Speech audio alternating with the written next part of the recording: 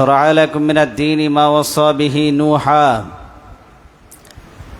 আমি বিধিবদ্ধ করে দিয়েছি এই দিনকে কায়েম করা, এই দিনকে পালন করা, এবং এই দিন কায়েমের ব্যাপারে আমি আদেশ করেছি নূহকে, যেমন আদেশ করেছিলাম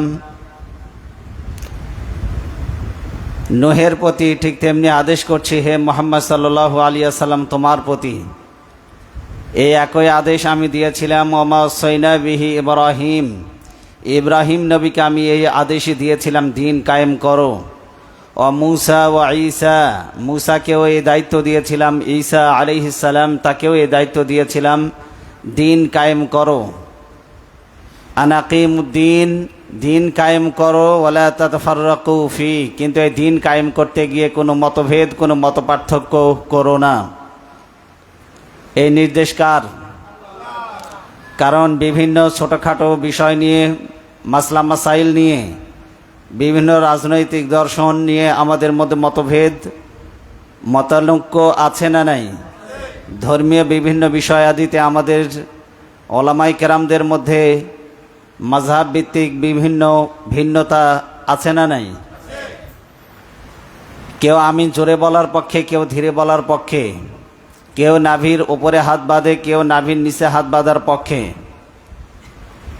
এরকমের ভিন্নতা আমাদের সমাজে আছে না নাই?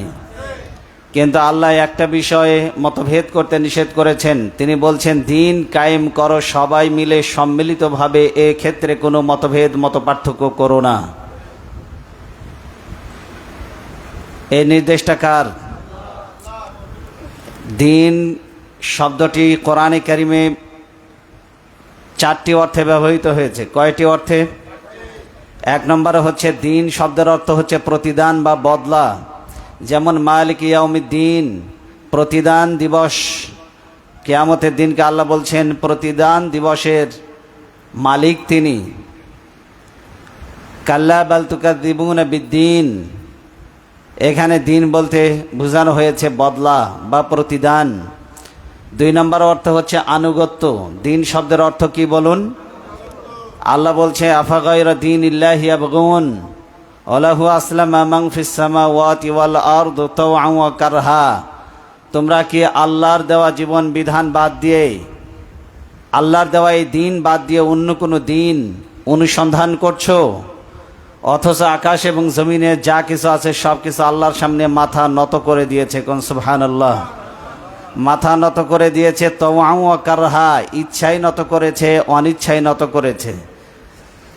ওয়া ইলাইহি ইরজাউন, এবং তোমাদের ওয়া ইলাইহি তুরজাউন, তোমাদের সকলকে আবার আল্লাহর দিকে ফিরে আসতে হবে। কার দিকে ফিরে আসতে হবে? সূরা আলে ইমরানের 83 নম্বর আয়াতে আল্লাহ বলে দিলেন তোমাদেরকে আবার ফিরে আসতে হবে সেই রবের দিকে। 2 নম্বর আনুগত্য শব্দটি কোরআনে কারিমে ব্যবহৃত হয়েছে ফা'বুদুল্লাহ মুখলিসিনা লাহুদ্দিন, তোমরা একনিষ্ঠভাবে আল্লাহর আনুগত্য করো, ইবাদত করো। এখানে আনুগত্য শব্দে ব্যবহৃত হয়েছে। 3 নম্বর দিন শব্দটি ব্যবহৃত হয়েছে জীবন ব্যবস্থা অর্থে। কি অর্থে বলুন? ইন্না দীন ইনদাল্লাহিল ইসলাম, আল্লাহর কাছে মনোনীত একমাত্র জীবন ব্যবস্থার নাম হচ্ছে ইসলাম। এখন ইসলাম ছাড়া অন্য কোনো আদর্শ কেউ যদি গ্রহণ করে, ইসলাম ছাড়া আছে ধর্মীয় দর্শন আছে, ইসলাম বাদ দিয়ে কেউ যদি অন্য কোনো ধর্ম দর্শন যদি গ্রহণ করে, সেটা আল্লাহ গ্রহণ করবেন কি না?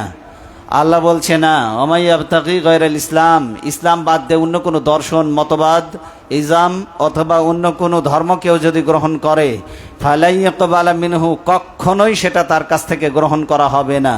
তার মানে ইসলাম বাদ দিয়ে যত আদর্শ পৃথিবীতে আছে সবগুলি পরিত্যক্ত, সবগুলি পরিত্যক্ত। আল্লাহর কাছে এটার বিন্দুমাত্র কোনো গ্রহণযোগ্যতা নেই। আল্লাহ বলছে ওয়াহুয়া ফিল আখিরাতি মিনাল খাসিরিন, নিঃসন্দেহে তারা ক্ষতিগ্রস্ত হবে দুনিয়ায় এবং আখিরাতে। নিঃসন্দেহে তারা কি হবে? ক্ষতিগ্রস্ত হবে। সূরা আলে ইমরানের 85 নম্বর আয়াত। তাহলে 3 নম্বর অর্থ পেলাম জীবন ব্যবস্থা। 4 নম্বর অর্থ হচ্ছে রাষ্ট্র জীবন ব্যবস্থায় মানব রচিত আইন। দিন শব্দের এক অর্থ হলো মানব রচিত আইন। রাষ্ট্রে যে মানব রচিত আইন আছে এটাকে বুঝাবার জন্য আল্লাহ দিন শব্দ ব্যবহার করেছেন। কি অর্থ, কি শব্দ ব্যবহার করেছেন? দিন। যেমন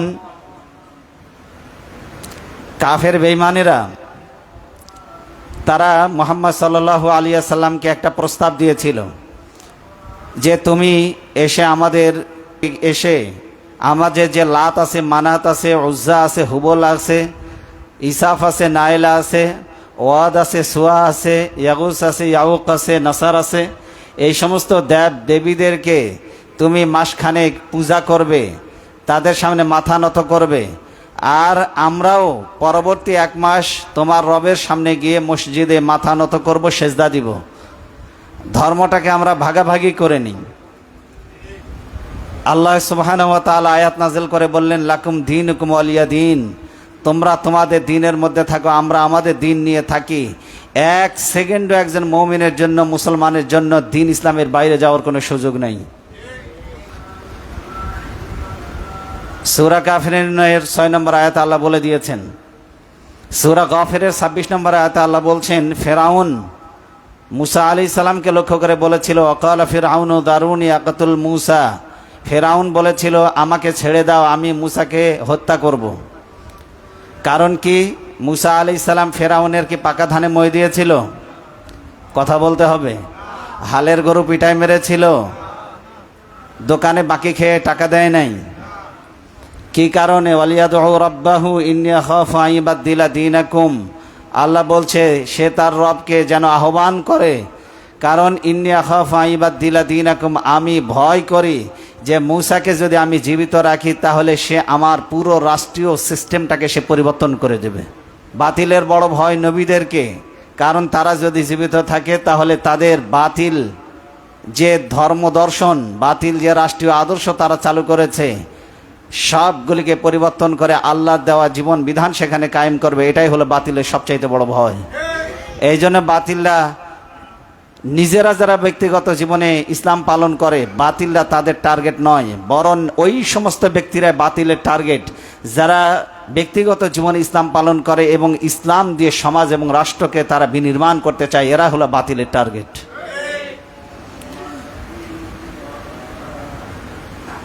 আল্লাহ সুবহানাহু ওয়া তাআলা এখানে রাষ্ট্রীয় জীবন ব্যবস্থা এবং মানবরচিত আইন বুঝিয়েছেন। অন্য জায়গায় আল্লাহ তাআলা বলেন, কাতিলুল লাযিনা লা ইউমিনুনা বিল্লাহ, তোমরা লড়াই করো তাদের বিরুদ্ধে যারা আল্লাহকে বিশ্বাস স্থাপন করে না, আল্লাহর প্রতি ঈমান আনেনি, ওয়ালা বিল ইয়াউমিল আখির, যারা পরকালকে বিশ্বাস করেনি তাদের বিরুদ্ধে লড়াই করো। ওয়ালা ইউহাররিমুনা মা হাররামাল্লাহু ওয়া রাসূলুহু, আল্লাহ যা হারাম করেছেন সে হারামকে হারাম মানে না, তাদের বিরুদ্ধে তোমরা লড়াই করো। আচ্ছা বলেন, মদ আল্লাহ হালাল করেছেন না হারাম? কিন্তু এক শ্রেণীর লোক মদের লাইসেন্স দিয়ে এটাকে হালাল করে দিয়েছে। আল্লাহ বলছে ওদের বিরুদ্ধে লড়াই করো যারা মদের লাইসেন্স দিয়ে হালাল করে দিয়েছে। সিনেমা দেখা হালাল না হারাম? কথা বলতে হবে। হারাম। কিন্তু যারা সিনেমা হল তৈরির পারমিশন দেয়, আল্লাহ বলে ওদের বিরুদ্ধে লড়াই করো। যারা জেনা আল্লাহ হালাল করেছেন না হারাম করেছেন? কিন্তু যারা পতিতালয় লাইসেন্স দিয়ে যারা জেনাকে বৈধতা দিয়েছে, আল্লাহ বলছে ওদের বিরুদ্ধে লড়াই করো। আল্লাহ যা হারাম করে দিয়েছেন ওগুলিকে আল্লাহ যা হারাম করে দিয়েছেন ওগুলিকে যারা হারাম মনে করে না, আল্লাহ বলছে ওদের বিরুদ্ধে লড়াই করো। ঘোষণা কার? ওয়ালা ইউহাররিমুনা মা হাররামাল্লাহু ওয়া রাসূলুহু, আল্লাহ এবং তার রাসূল যা হারাম করেছেন ওই হারামকে যারা হারাম মানে না ওদের বিরুদ্ধে আল্লাহ বলছেন সংগ্রাম করো, লড়াই করো। ওয়ালা ইয়াদিনুনা দীনাল হক, আর যারা দিন ইসলামকে যারা সত্য ধর্ম বলে মানে না ওদের বিরুদ্ধে লড়াই করো। ইসলামকে অথর্ব বলে, ইসলামকে বলে 1500 বছর আগের পুরাতন জীবন ব্যবস্থা, আধুনিক সমাজে চলতে পারে না, এরকমের লোক সমাজে আছে না নাই? এরকমের কথা বলার লোক আমাদের সমাজে বহু আছে। বলে ইসলাম অনেক পুরাতন, আধুনিক সভ্য সমাজে সায়েন্স অ্যান্ড টেকনোলজির যুগে, অর্থনীতির যুগে, সাহিত্যের যুগে এই ইসলাম কোরআন চলতে পারে না, আছে না নাই? বলে আল্লাহ বলে ওদের বিরুদ্ধে তোমরা লড়াই করো। মিনাল্লাযিনা উতুল কিতাব, আহলে কিতাবদের মধ্যে যারা এই দিনকে যারা সত্য বলে মানে না, যে ইহুদি খ্রিস্টানরা ইসলাম ধর্মকে নির্মূল করে দিতে চায়, তাদের বিরুদ্ধে লড়াই করো। হাত্তা ইউতুল জিজিয়াতা আন ইয়াদিন ওয়া হুম সাগিরুন, অথবা হাত নিচু করে তারা তোমাদের সামনে জিজিয়া কর নিয়ে দাঁড়িয়ে থাকবে, মুসলমানেরা তাদের হাতের ওপর থেকে কর তুলে নেবে। অর্থাৎ ইসলামী রাষ্ট্রে নাগরিক নিরাপত্তা কর দিয়ে যারা বসবাস করবে তাদের ক্ষেত্রে আল্লাহ বলছে ওদের বিরুদ্ধে অস্ত্র ধরো না। তাছাড়া যারা ইসলামকে নির্মূল করার চেষ্টা করবে, ইসলামকে মিটিয়ে দেওয়ার চেষ্টা করবে, যে আহলে কিতাব ইয়াহুদি খ্রিস্টানরা, তোমরা আল্লাহ বলছে তোমরা তাদের বিরুদ্ধে লড়াই করো। হয় বশ্যতা স্বীকার করবে ইসলামের সামনে, বশ্যতা স্বীকার করে তারা তাদের নিজেদের ধর্ম পালন করবে, ইসলামের ব্যাপারে কোনো আপত্তি নেই। কিন্তু ইসলাম নির্মূল করতে আসলে আল্লাহ বলছে তাদেরকে আর ছেড়ে দেওয়া যাবে না। সমাজে একজনের আইন মেনে সমাজের মানুষ আরেকজনের আইনের আনুগত্য করবে, এভাবে একটি সমাজ চলতে পারে না। এই সমাজের মানুষগুলি কে তৈরি করেছে? সবাই বলেন, কে তৈরি করেছে? যিনি যে জিনিস তৈরি করে তার নিয়ম অনুযায়ী চললে কি এই সমাজ ভালো চলবে, নাকি নিজস্ব ব্যবস্থাপনায় নিজস্ব নিয়ম নীতির আলোকে সেই জিনিস চালালে বেশি ভালো চলবে? যিনি যে জিনিস তৈরি করেছে সেই জিনিস তার নিয়ম অনুযায়ী চালালেই ভালো চলবে, ঠিক কিনা? মোবাইল যিনি আবিষ্কার করেছে তার থিওরি অনুযায়ী চললে চালালে ভালো চলবে, নাকি নিজের থিওরি অনুযায়ী চালালে ভালো চলবে? সুতরাং এই পৃথিবীর মানুষগুলিকে তৈরি করেছে আল্লাহ, তৈরি করেছে। সুতরাং এই পৃথিবীর মানুষের কল্যাণ কিভাবে হবে সেই জন্যই আল্লাহ দিয়েছেন সংবিধান। সেই সংবিধানের নাম হচ্ছে কোরআন। দাস্তুরুনা আল কোরআন, constitution of my life is আল কোরআন। আমার জীবনের সংবিধান হচ্ছে কোরআন। আমার জীবনের সংবিধানের নাম কি? আল কোরআন। আমি আপনাদের কাছে জিজ্ঞাসা করি, এই পৃথিবীতে একটা গরুকে আর একটা গরুর আইন মানে? সবাই কথার জবাব দেন। একটা কুকুরকে আর একটা কুকুরের আইন মানে? যে গরুটা শিং মোটা, স্বাস্থ্য ভালো, সে কি বলে যত দুর্বল গরু আছে সব মাঠের মাঝখানে গিয়ে দাঁড়ায় থাকো, এই মাঠের সব ঘাস আমি একা খাবো। আর দুর্বল যত গরু আছে সব ভয়ে মাঠের এক কোনায় গিয়ে দাঁড়িয়ে ভয়ে কাঁপাকাঁপি শুরু করে দিয়েছে। এরকম কি কখনো হয়েছে? একটা ব্যাঙ বর্ষাকালে কখনো বলে না যত গ্যাংর গ্যাং আমি করব, তোমরা সবাই চুপ থাকবে? একটা ব্যাঙ আর একটা ব্যাঙের আইন মানে না, একটা কুকুর আর একটা কুকুরের আইন মানে না, একটা গরু আর একটা গরুর আইন মানে না। আর তুমি পৃথিবীর সর্বশ্রেষ্ঠ মাখলুকাত, আল্লাহ সুবহানাহু ওয়া তাআলা তোমাকে সর্বোচ্চ সম্মান দিয়ে মানুষ হিসাবে তৈরি করেছে। তুমি কিভাবে আর একটা মানুষের তৈরি করা আইনের সামনে মাথা নত করো? তুমি তো গরুর চাইতেও জঘন্য। সুতরাং একটা পশু আর একটা পশুর আইন যখন মানে না, সর্বশ্রেষ্ঠ মাখলুক হয়ে তুমি কিভাবে আর একটা সৃষ্টির আইন মানতে পারো? আল্লাহ বলছেন আলা লাহুল খালক ওয়াল আমর, সৃষ্টি যার, আইন চলবে একমাত্র তার। কুল ইন্নাল আমরা কুল্লাহু লিল্লাহ, একমাত্র চূড়ান্ত ফাইনাল সিদ্ধান্ত হবে তোমার রবের পক্ষ থেকে। আল্লাহ যা সিদ্ধান্ত দিবেন সেটার বিরোধী কোনো আইন পৃথিবীর কাউকে তৈরি করার অধিকার আল্লাহ দেন নাই। দিয়েছেন নাকি? ইনিল হুকমু ইল্লা লিল্লাহ, চূড়ান্ত ফাইসালা বিচার করার একমাত্র একচ্ছত্র ক্ষমতা আল্লাহ নিজের হাতে রেখেছেন। সিদ্ধান্ত আইন সবগুলি আল্লাহ দিবেন। কে দিবেন? আল্লাহ দিবেন। সুতরাং মানুষ কখনো মানুষের চলার জন্য আইন দিতে পারে, সেই আইনই মানুষ তৈরি করতে পারবে যেই আইন মানুষ আল্লাহর আইনের সাথে সাংঘর্ষিক হবে না, সেই আইন মানুষ দিতে পারবে, সেটা মানতে কোনো আপত্তি নাই। কিন্তু যে আইনের বিধান স্পষ্ট, সে আইনের ব্যাপারে অন্য কেউ আইন দিতে পারে। চোরের হাত কাটা আইন, আপনি যদি আল্লাহর বিকল্প হিসাবে চোরের হাত কাটার দরকার নাই, 3 মাসের জেল দিয়ে দাও, এটা কি নিজের আইন না আল্লাহর আইন? আল্লাহ বললেন মদ পান করলে 80 বেত্রাঘাত মেরে তার পিঠে চামড়া তুলে দাও, আপনি বললেন 6 মাসের জেল দিয়ে দাও, এটা কি নিজের আইন না আল্লাহর আইন? আল্লাহ বললেন জেনা করলে বিবাহিত নারী পুরুষ হলে পাথর মেরে হত্যা করো, আপনি বললেন 1 বছরের জেল দিয়ে দাও, এটা কি নিজের আইন না আল্লাহর আইন? নিজের আইন। আল্লাহ সুবহানাহু ওয়া তাআলা বললেন যে ব্যক্তি ডাকাতি করবে তাকে শুলে চড়িয়ে দাও, আপনি বললেন শুলে চড়ানোর দরকার নাই, ওরে কিছু জরিমানা নিয়ে ছেড়ে দাও, এটা কি নিজের আইন না আল্লাহর আইন? এখন বলেন কোনোটাই আল্লাহর আইন নয়, তাহলে আল্লাহর আইন চলবে নাকি মানুষের আইন চলবে? কার আইন চলবে? আল্লাহর আইন চলবে। আল্লাহ বলছে ইনিল হুকমু ইল্লা লিল্লাহ, আর অর্ডার, আদেশ দেওয়ার ক্ষমতা একমাত্র তোমার রবের রয়েছে। পৃথিবীর কেউ আদেশ দিতে পারে না, আইন দিতে পারে না। আল্লাহ সুবহানাহু ওয়া তাআলা আমাদেরকে পরিপূর্ণরূপে ইসলামে প্রবেশ করতে বলেছেন। কি রূপে? সবাই বলেন কি রূপে? কোনো ব্যক্তি যদি ঘরের মধ্যে এক পা দেয় আর এক পা যদি বাইরে দেয়, সে কি পরিপূর্ণ প্রবেশ করেছে না অর্ধেক? আপনি মসজিদে ঢোকার সময় ডান পা দিয়েছেন মসজিদের ভিতরে, বাম পা দিয়েছেন মসজিদের বাইরে, আপনি কি পরিপূর্ণ ঢুকেছেন না অর্ধেক? আপনি পায়জামা পরার সময় আপনি এক পা দিয়েছেন ভিতরে আর এক পা দিয়েছেন বাইরে, এরপরে রাস্তায় হাঁটতে হাঁটতে যাচ্ছেন, আপনি কি সুস্থ না অসুস্থ? আপনি কি পরিপূর্ণ পায়জামা পরেছেন না অর্ধেক? এরপরে জামার একটা হাতা আপনি ঢুকাইয়েছেন জামার মধ্যে, আর একটা হাতা গলার উপরে দিয়ে আপনি এরপরে আত্মীয়র বাড়ি রওনা হলেন। মানুষ কি আপনারা পাগল বলবে না ভালো বলবে? এ কি আপনি জামা পুরোটা পরেছেন না অর্ধেক পরেছেন? কথা বলেন। অর্ধেক পরেছেন। আপনি অজু করেছেন পরিপূর্ণরূপে, খালি দুইটা পা ধন নাই, আপনার নামাজ হবে তো? যদি এই সহজ কথাগুলি যদি আপনি বুঝে থাকেন, যে ব্যক্তি বলে নামাজে আল্লাহর আইন মানি, রোজায় আল্লাহর আইন মানি, হজে আল্লাহর আইন মানি, জাকাত দেওয়ার ক্ষেত্রে আল্লাহর আইন মানি, কিন্তু সমাজনীতি, অর্থনীতি, পারিবারিক নীতি, যুদ্ধনীতি, সন্ধিনীতি, শিল্পনীতি, চুক্তিনীতি, শিক্ষানীতিতে ইসলাম মানি না, আমি বলবো তুমি অর্ধেক ইসলামে প্রবেশ করেছে, পরিপূর্ণ মুসলমান হতে পারো নাই। পরিপূর্ণ মুসলমান তো সেই ব্যক্তি যে নামাজে যেই আল্লাহকে মানে, সমাজে চোরের হাত কাটা আইনের ক্ষেত্রেও সেই আল্লাহকেই মানে। ঠিক কিনা?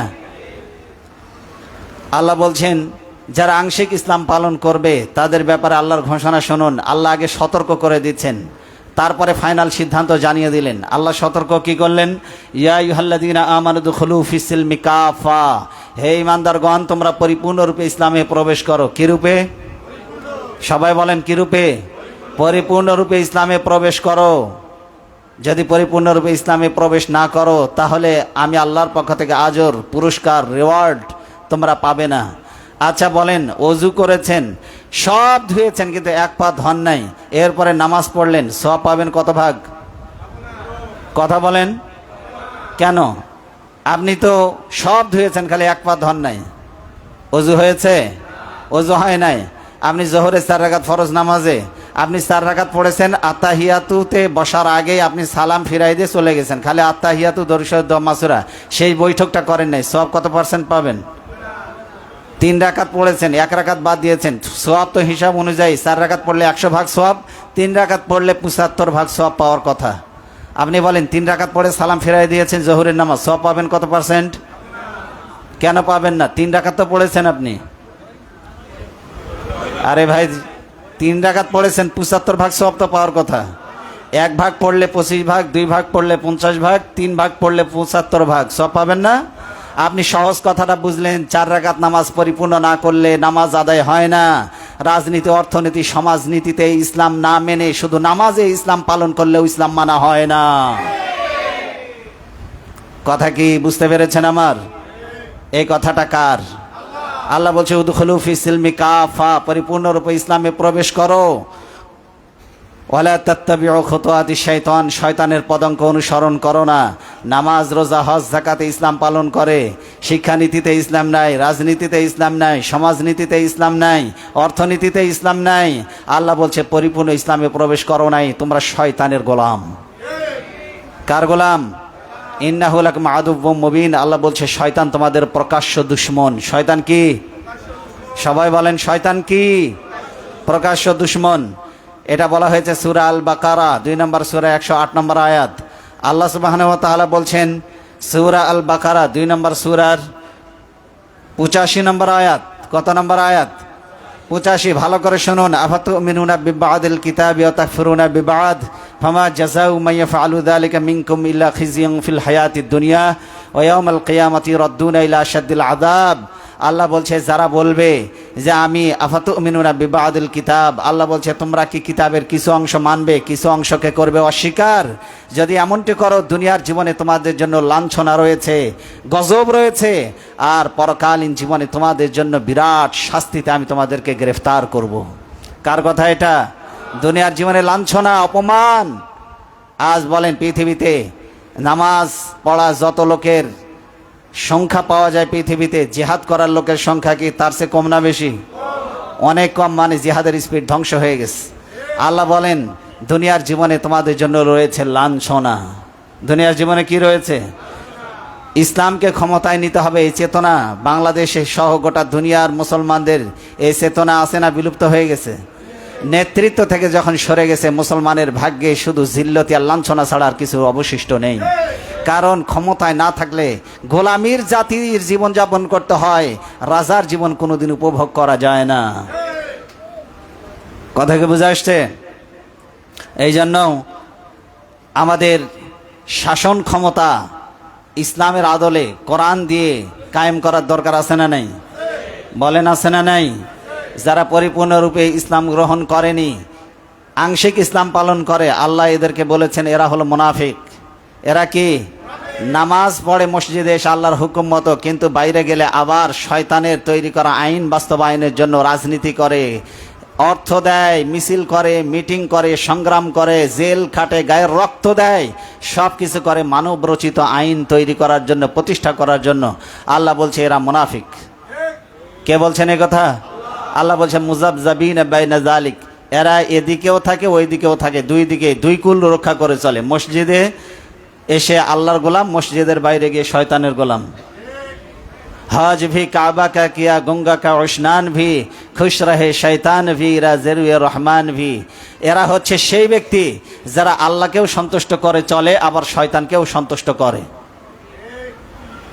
আল্লাহকেও সন্তুষ্ট করে, শয়তানকেও সন্তুষ্ট করে। বলেন দুইজনের একজনকে সন্তুষ্ট করলে কি আরেকজন সন্তুষ্ট হবে? আপনি দুইজনকে সন্তুষ্ট কখনো একসাথে করতে পারবেন না। আল্লাহকে সন্তুষ্ট করলে শয়তান খুব বেজার হবে, আর যদি শয়তানকে আপনি সন্তুষ্ট করেন আল্লাহ নারাজ হবেন। ঠিক কি না? আল্লাহ সুবহানাহু ওয়া তাআলা আমাদেরকে এই জাতীয় লোকদের ব্যাপারে আরও সতর্ক করেছেন। ইন্নাল্লাযীনা ইয়াকফুরুনা বিল্লাহি ওয়া রাসূলিহি, যারা আল্লাহ এবং রসুলকে অস্বীকার করে, ওয়া ইউরিদুনা ইফাররিকু বাইনাল্লাহি ওয়া রাসূলিহি, আল্লাহ এবং রসুলের মধ্যে মতপার্থক্য করে, ওয়া ইয়াকুলুনা নুমিনু বিবাদি ওয়া নাকফুরু বিবাদ, তারা বলে আমরা কিছু অংশের প্রতি ঈমান আনলাম, কিছু অংশকে অস্বীকার করলাম। বলে নাউজুবিল্লাহ। এই শ্রেণীর লোক এখন সমাজের মধ্যে 100 জনের 99 জন যারা বলে আমরা আংশিক পালন করি, এত কি মেনে পারা যায়? বলে না বলে না? হুজুর আপনার কথা ঠিক আছে, কিন্তু এত কি মেনে পারা যায়? সব জায়গায় আপনারা ইসলাম ইসলাম করেন কেন? এই কথা বলার সাথে সাথে ওর ঈমানটা নষ্ট হয়ে গেছে। আল মুমিনু কাল জামালিল আনিব, মুমিনের দৃষ্টান্ত হলো একটা উটে, সেই উটের মতো যেই উটের নাকে লাগাম লাগানো রয়েছে। মনিব যেদিকে টানবে উট সেই দিকে যেতে হবে। মনিব যেদিকে টানবে উট যদি তার বিপরীত দিকে যায় তার নাক ছিঁড়ে যাওয়ার সম্ভাবনা রয়েছে। সুতরাং আল্লাহ যা বলবে, রসুল যা বলবে, তার বিরুদ্ধে যদি যাও তোমার ঈমানটাও ছিঁড়ে নস্যাৎ হয়ে যাবে। সুতরাং আল্লাহ এবং রসুল যা বলেছে সেটাই তোমাকে পালন করতে হবে। ঠিক কিনা?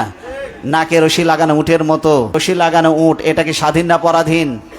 বলেন স্বাধীন না পরাধীন?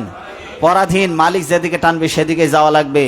সুতরাং তুমি যখন কালিমা পড়েছো লা ইলাহা ইল্লাল্লাহ, তখন তোমার আর ব্যক্তি স্বাধীনতা বলতে কিছু নাই। আল্লাহ এবং যা রসুল, আল্লাহ এবং তার রসুল যা বলবেন সেটাই তোমাকে পালন করতে হবে। কথা কি বুঝে আসছে? কথা কি বুঝে আসছে? ওয়াইরিদুনা ইয়াত্তাখিদু বাইনা যালিকা সাবিলা, কিন্তু মুনাফিকরা এই দুই ইসলামের রাস্তা বাদ দিয়ে তারা অন্য রাস্তা গ্রহণ করে। কি করে? ইসলাম বাদ দিয়ে অন্য রাস্তা গ্রহণ করে। আল্লাহ বলছে উলাইকা হুমুল কাফিরুনা হাক্কা, এরা যদিও দাড়ি আছে, টুপি আছে, এরা যদিও নামাজ পড়ে, আল্লাহ বলছে এরা হলো কাট্টা কাফের। কি এগুলো? কাট্টা কাফের। উলাইকা হুমুল কাফিরুনা হাক্কা, আল্লাহ বলছে এরা হলো কাট্টা কাফের। যারা ইসলামকে আংশিক পালন করে এরা কি? বলেন কাট্টা কাফের। ওই যে বলেছি ভাই, চলেন সমাজে রাষ্ট্রে সব জায়গায় ইসলাম পালন করি, ইসলাম কায়েম করি। বলে হুজুর সব জায়গায় রাজনীতির মধ্যে ইসলাম ঢোকান কি জন্য? সব সময় ইসলাম ইসলাম করেন কেন? সব জায়গায় কি ইসলাম চলে? বলে না বলে না? সব জায়গায় কি ইসলাম চলে? এই কথা বলার সাথে সাথে ঈমান কি হয়ে গেছে? নষ্ট হয়ে গেছে। ওয়া আ'তাদনা লিল কাফিরিনা আযাবাম মুহিনা, কাফেরদের জন্য আমি লাঞ্ছনাদায়ক শাস্তি প্রস্তুত করে রেখে দিয়েছি। সূরা নিসার 150 থেকে 152 নম্বর আয়াত। আল্লাহ বলছেন কি আজীব কথা। আল্লাহু আকবার। সবাই আল্লাহু আকবার বলেন। ওয়াইদা কিলা লাহুম তাআলাউ ইলা মা আনজালাল্লাহু ওয়া ইলার রাসূল রাআইতাল মুনাফিকিনা ইয়াসুদ্দুনা আনকা সুদুদা, তুমি যখন মুনাফিকদেরকে যখন বলবে চলো আল্লাহ এবং রসুল যা নাজিল করেছেন আমরা সেই দিকে যাই, ওইজা কিল আলহাম তাআলা ইলা মা আনজালাল্লাহ, আল্লাহ যা নাজিল করেছেন ওই দিকে চলো, ওইলা রসুল আল্লাহ রসুলের দিকে চলো, রাআইতাল মুনাফিকিনা ইয়াসুদ্দুনা আনকা সুদুদা, মুনাফিকদেরকে দেখবা পিঠ ঘুরায় অন্যদিকে চলে গেছে। ইসলামের দিকে পাবা না ওদেরকে, ওরা উল্টো দিকে মোড় নেবে, উল্টো দিকে অবস্থান নেবে। মসজিদে জিহাদের নাম শুনলে ছেঁচকাচোর যেমন পিছনের দরজা দিয়ে পালায়ে যায়, এক শ্রেণীর মুসলমান আছে জিহাদের নাম শুনলে ঠিক অনুরূপভাবে গায়ে জ্বালা ধরে যায়, পিছন দিক থেকে পালায়ে যায়, মজলিস থেকে উঠে চলে যায়। চোখ মুখের অবস্থার দিকে তাকানো যায় না, চোখ মুখ ভারী হয়ে যায়, মনে হচ্ছে জিন ভর করেছে। কিন্তু ইমানদারদের দিকে তাকায় দেখবেন জিহাদের কথা বললে তাদের মনে আনন্দ স্ফুরণ জাগ্রত হয়, ঠিক কিনা? সূরা নিসা 4 নম্বর সূরা 61 নম্বর আয়াতে আল্লাহ বলে দিলেন, মুনাফিকদেরকে যখন বলা হয় আল্লাহ এবং রসুলের দিকে চলো, তখন তারা উল্টো দিকে পিঠ ফিরিয়ে পিঠ মুড়িয়ে তারা চলে যায়। কার কথা এটা? বলেন কার কথা? এখন ইসলাম, মানুষ তো এখন সব ইসলামের বিরুদ্ধে চলে গিয়েছে, তাই বলে কি ইসলাম পরাজিত? বলেন ইসলাম পরাজিত? ইসলাম পরাজিত হওয়ার জন্য আসেনি, ইসলাম বিজয়ী হওয়ার জন্য এসেছে। আপনি ইসলামের পক্ষে আসলেও বিজয়ী হবে, না আসলেও বিজয়ী হবে, ডিসিশন ইজ ইয়োর্স। আপনি কি পক্ষে আসবেন না বিপক্ষে? কারণ আপনার মতো লোক, আমার মতো লোক ইসলামের পক্ষে না আসলে আল্লাহর কিছু এসে যায় না। আপনার আমার চাইতে ভালো বান্দা তৈরি করে আল্লাহ ইসলাম কায়েম করবেন। বিশ্বাস হয় না এটা? এটা বিশ্বাস হয় না আপনাদের? আপনার চাইতে ভালো বান্দা, আমার চাইতে ভালো বান্দা আল্লাহর আছে, এই কথাকে বিশ্বাস হয় না? আল্লাহ আমাদের চাইতে উত্তম বান্দা আল্লাহ তৈরি করতে পারেন, তার মধ্য দিয়ে তাদের হাত দিয়ে আল্লাহ ইসলামের কাজ নেবে। এটা কি আল্লাহ করতে পারেন না? পারেন না? পারেন। আল্লাহ বলছে যে ইউরিদুনা লিইউতফিউ নূরাল্লাহি বিআফওয়াহিহিম আল্লাহু মুতিম্মু নূরিহি ওয়ালাউ কারিহাল কাফিরুন। কিছু মানুষ আছে যারা মুখের ফুঁ দিয়ে আমার আলোকে নিভিয়ে দিতে চায়। আল্লাহ বলছে মুখের ফুঁ দিয়ে আমার আলোকে নিভিয়ে দেওয়া যাবে না, বরং মুখের ফুঁ দিয়ে কেউ যদি ইসলামের আলোকে নির্বাপিত করতে আসে, আল্লাহ সুবহানাহু ওয়া তাআলা কি বলছেন যে আল্লাহু মুতিম্মু নূরিহি, আজ যত জোরে ফুঁ দেবা আমি আমার আলোকে তত বেশি দুনিয়ার বুকে ছড়িয়ে দেব। বট বৃক্ষের মতো, বীজ বৃক্ষের মতো আপনি বীজটাকে যদি মাটির নিচে পুঁতে দেন, তাহলে পরে ওটা বিশাল এক বৃক্ষ হয়ে মাথা উঁচু করে যেমন মাটির ওপরে ডালপালা মেলে ধরে, ইসলামটাকে আপনি যত পুঁতে দেওয়ার চেষ্টা করবেন, ইসলাম তত বেশি সম্প্রসারিত হয়ে গোটা দুনিয়াতে আলো ছড়াবে, ঠিক কিনা? ডক্টর আল্লামা ইকবাল কি সুন্দর করে বলেছেন, সতেজা কা রহা হ্যায় আজল সে তাইমরোজ চেরাগে মুস্তফা বিসে শরারে বুলাবিস। কেউ যদি মুখের ফুঁ দিয়ে ইসলামের আলোকে যদি নিভিয়ে দিতে চায়, দাড়ি শুদ্ধ, মাথা শুদ্ধ, গোটা দেহ জ্বলে পুড়ে ছাই হয়ে যাবে, ইসলামের আলোকে নির্বাপিত করতে পারবে না। ইসলামকে নির্বাপিত করার ক্ষমতা পৃথিবীর কারো নাই, কারণ এটার এই টর্চ লাইটের এইটার সুইচ স্বয়ং আল্লাহ নিজে হাতে কন্ট্রোল করেন। কে কন্ট্রোল করেন? পৃথিবীতে এত পরিমাণে বই লেখা হয়েছে ইসলামের বিরুদ্ধে, অন্য কোনো দর্শন ইজম ধর্মের বিরুদ্ধে এত বই লেখা হয়নি। ইসলামের বিরুদ্ধে এত অপপ্রচার হয়েছে পৃথিবীতে, অন্য কোনো ধর্মের বিরুদ্ধে এত অপপ্রচার হয়নি। টাইমস অফ ম্যাগাজিনে বলা হয়েছে যে পৃথিবীতে ইসলামের বিরুদ্ধে গড়ে এত পৃষ্ঠা লেখা হয়েছে, হাজার হাজার পৃষ্ঠা ইসলামের বিরুদ্ধে প্রতিদিন লেখা হয়েছে। এত বেশি ধর্মী ইসলাম ধর্মের বিরুদ্ধে অপপ্রচার হয়েছে, পৃথিবীতে অন্য কোনো ধর্মের বিরুদ্ধে হয়নি। কিন্তু পরিসংখ্যান বলছে পৃথিবীতে সবচেয়ে যে ধর্মের প্রচার প্রসার বেশি হয়েছে সেইটার নাম হচ্ছে ইসলাম। সুবহানাল্লাহ। 2050 সাল নাগাদ ধারণা করা হচ্ছে আমেরিকার মাটিতে মুসলমানেরা রাজত্ব করবে যদি এই ধারা অব্যাহত থাকে। সেখানে মসজিদ মাদ্রাসা ক্রমান্বয়ে বাড়ছে, সেখানে গির্জা সেই চার্চগুলি প্রতিদিন তারা ফর সেল লিখে দেওয়া হচ্ছে, এটা বিক্রয়ের জন্য ছেড়ে দেওয়া হয়েছে। বিক্রয়, মুসলমানেরা ওখানে ওরা এবাদত খানায় এবাদত করার মতো লোক নাই, চার্চে লোক নাই, খ্রিস্টান নাই, সারা রাত মদ খেয়ে যৌনাচার করে নারীদেরকে নিয়ে ফুট হয়ে পড়ে থাকে। এখানে মদের বারে লোক পাওয়া যায়, কিন্তু গির্জায় কোনো লোক পাওয়া যায় না। শেষ পর্যন্ত টাঙিয়ে দেয় ফর সেল, বিক্রয়ের জন্য। এখানে বলা হলো, নোটিশ দিয়ে দেওয়া হলো, মুসলমানেরা চাঁদা তুলে সব জায়গাগুলি কিনে সমানে মসজিদ বানাচ্ছে। সুবহানাল্লাহ। সুতরাং ইসলামের আওয়াজ কি করে ঠেকাবে?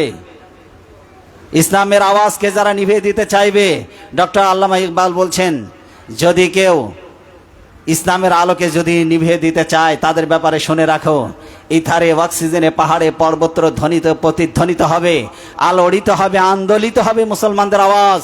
এই আওয়াজকে নিভিয়ে দেওয়ার ক্ষমতা পৃথিবীর কারণে, বরং যে নিভিয়ে দিতে চাইবে সে চিরদিনের জন্য নিভিয়ে যাবে। আল্লাহর জমিনে আল্লাহর কোরআনের আওয়াজ চলবে, কার কাছ থেকে অনুমতি নিতে হবে? কিন্তু যাত্রা পালার জন্য অনুমতি নেওয়ার দরকার ছিল না, গানের কনসার্টের জন্য অনুমতি নেওয়ার দরকার ছিল না, কোরআনের মাহফিলের জন্য অনুমতি নিতে হতো। বাংলাদেশের আইন যদি না মানলে, বাংলা যদি দেশদ্রোহী হয়, আল্লাহর আইন না মানার কারণে এদেরকে বলা হবে খোদাদ্রোহী। বাংলাদেশের সংবিধান না মানলে যদি বাংলাদেশে থাকা না যায়, তাহলে আমি বলতে চাই আল্লাহর জমিনে আল্লাহর আইন না মানলে এই জমিনে থাকার অধিকারও তাদের নাই। কথা বলেন ঠিক কিনা? সুতরাং আমাদের ইসলাম কায়েমের জন্য ঐক্যবদ্ধ হওয়ার দরকার আছে না নাই? কথা বলেন আছে না নাই?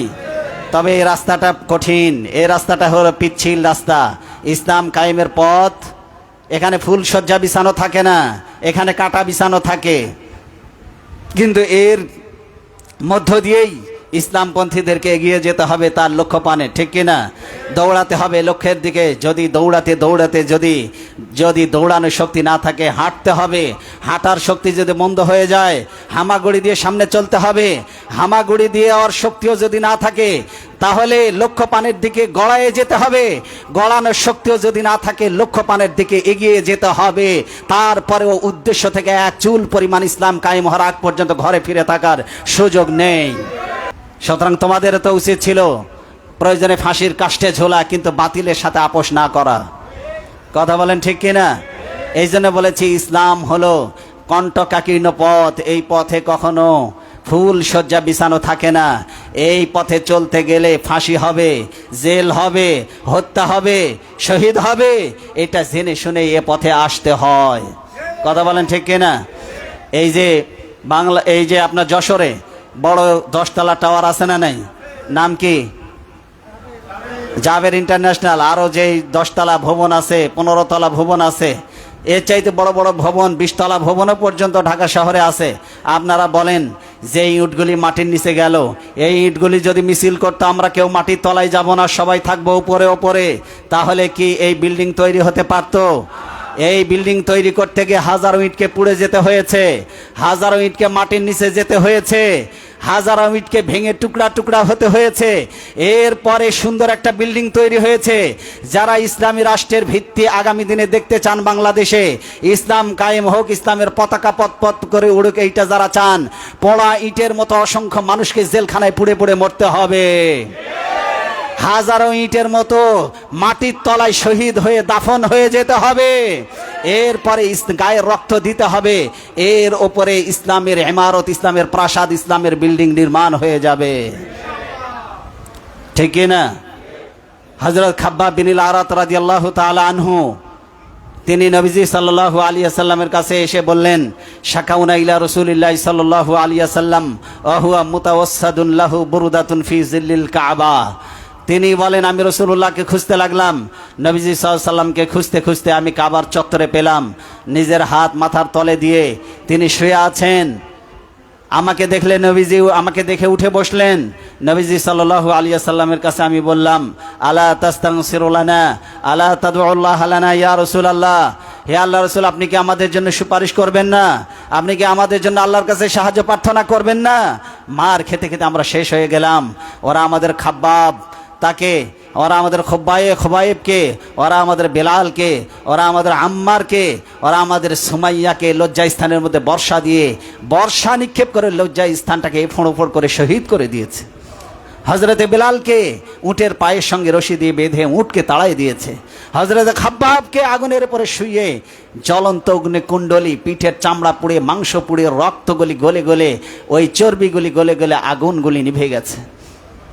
বুকের উপরে পাথর চাপা দিয়ে রেখেছে, এত কষ্ট দিয়েছে। আপনি কি আমাদের জন্য দোয়া করবেন না হে রাসূল? নবীজি সাল্লাল্লাহু আলাইহি ওয়াসাল্লাম বললেন, ক্বালা কানা রাজুলু ফী মান ক্বাবলাকুম, এখনই তোমরা ব্যস্ত হয়ে পড়লে, এখনই ধৈর্যচ্যুত হয়ে গেলে, ইহফারু লাহু ফিল আরদ। নবীজি সাল্লাল্লাহু আলাইহি ওয়াসাল্লাম বললেন, ফাইজআলু ফীহি, তোমাদের আগে যারা পৃথিবীতে ইসলামের দাওয়াত নিয়ে যারা এসেছিলেন, পৃথিবীতে দ্বীনের দায়ীদেরকে ধরা হতো, বুক পর্যন্ত মাটির ভিতরে গেড়ে দেওয়া হতো। ফাইজাউ বিল মানশার, এরপরে করাত আনা হতো। ফাইদাউ আলা রাসিহি, করাতটা তার মাথার উপরে রাখা হতো।